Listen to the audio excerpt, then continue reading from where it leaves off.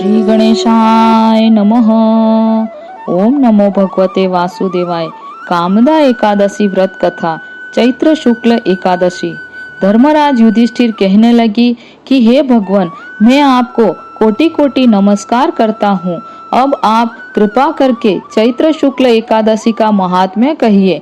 श्री कृष्ण कहने लगे कि हे धर्मराज, यही प्रश्न एक समय राजा दिलीप ने गुरु वशिष्ठ जी से किया था और जो समाधान उन्होंने किया वो सब मैं तुमसे कहता हूँ। प्राचीन काल में भोगीपुर नामक एक नगर था। वहां पर अनेक ऐश्वर्यों से युक्त पुंडरीक नाम का एक राजा राज्य करता था। भोगीपुर नगर में अनेक अप्सरा, किन्नर तथा गंधर्व वास करते थे। उनमें से एक जगह ललिता और ललित नाम के दो स्त्री पुरुष अत्यंत वैभवशाली घर में निवास करते थे। उन दोनों में अत्यंत स्नेह था, यहाँ तक कि अलग अलग हो जाने पर दोनों व्याकुल हो जाते थे। एक समय पुंडरीक की सभा में अन्य गंधर्वों सहित ललित भी गान कर रहा था। गाते गाते उसको अपनी प्रिय ललिता का ध्यान आ गया और उसका स्वर भंग होने के कारण गाने का स्वरूप बिगड़ गया। ललित के मन के भाव जानकर कारकोट नामक नाग ने पद भंग होने के कारण राजा से कह दिया। तब पुंडरीक ने क्रोधपूर्वक कहा कि तू मेरे सामने गाता हुआ अपनी स्त्री का स्मरण कर रहा है, अतः तू कच्चा मांस और मनुष्यों को खाने वाला राक्षस बनकर अपने किए कर्म का फल भोग। पुंडरीक के श्राप से ललित उसी क्षण महाकाय विशाल राक्षस हो गया। उसका मुख अत्यंत भयंकर, नेत्र सूर्य चंद्रमा की तरह प्रदीप्त तथा मुख से अग्नि निकलने लगी। उसकी नाक पर्वत की कंदरा के समान विशाल हो गई और गर्दन पर्वत के समान लगने लगी। सिर के बाल पर्वतों पर खड़े वृक्षों के समान लगने लगे तथा भुजाएं अत्यंत लंबी हो गई। कुल मिलाकर उसका शरीर 8 योजन के विस्तार में हो गया।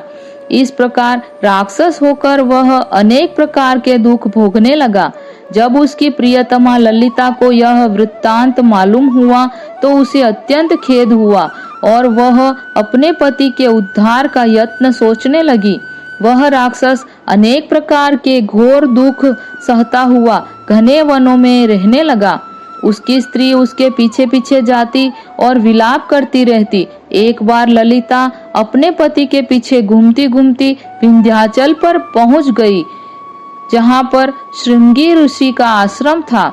ललिता शीघ्र ही श्रृंगी ऋषि के आश्रम में गई और वहां जाकर विनीत भाव से प्रार्थना करने लगी।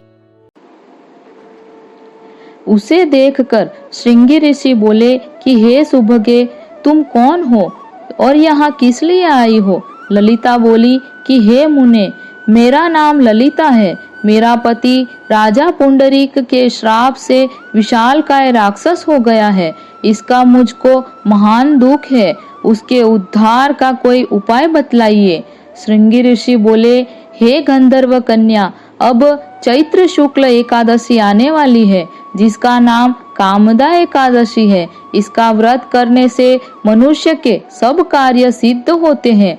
यदि तू कामदा एकादशी का व्रत उसके पुण्य का फल अपने पति को दे तो वह शीघ्र ही राक्षस योनि से मुक्त हो जाएगा और राजा का श्राप भी अवश्यमेव शांत हो जाएगा।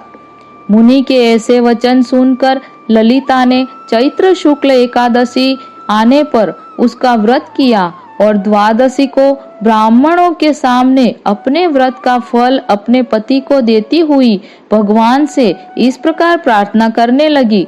हे प्रभु, मैंने जो यह व्रत किया है इसका फल मेरे पतिदेव को प्राप्त हो जाए, जिससे वह राक्षस योनि से मुक्त हो जाए। एकादशी का फल देते ही उसका पति राक्षस योनि से मुक्त होकर अपने पुराने स्वरूप को प्राप्त हुआ। फिर अनेक सुंदर वस्त्राभूषणों से युक्त होकर ललिता के साथ विहार करने लगा। उसके पश्चात वे दोनों विमान में बैठकर स्वर्गलोक को चले गए। वशिष्ठ मुनि कहने लगे कि हे राजन, इस व्रत को विधि पूर्वक करने से समस्त पाप नाश हो जाते हैं तथा राक्षस आदि की योनि भी छूट जाती है। संसार में इसके बराबर कोई और दूसरा व्रत नहीं है। इसकी कथा पढ़ने या सुनने से वाजपेयी यज्ञ का फल प्राप्त होता है। एकादशी मात की जय। ओम नमो भगवते वासुदेवाय।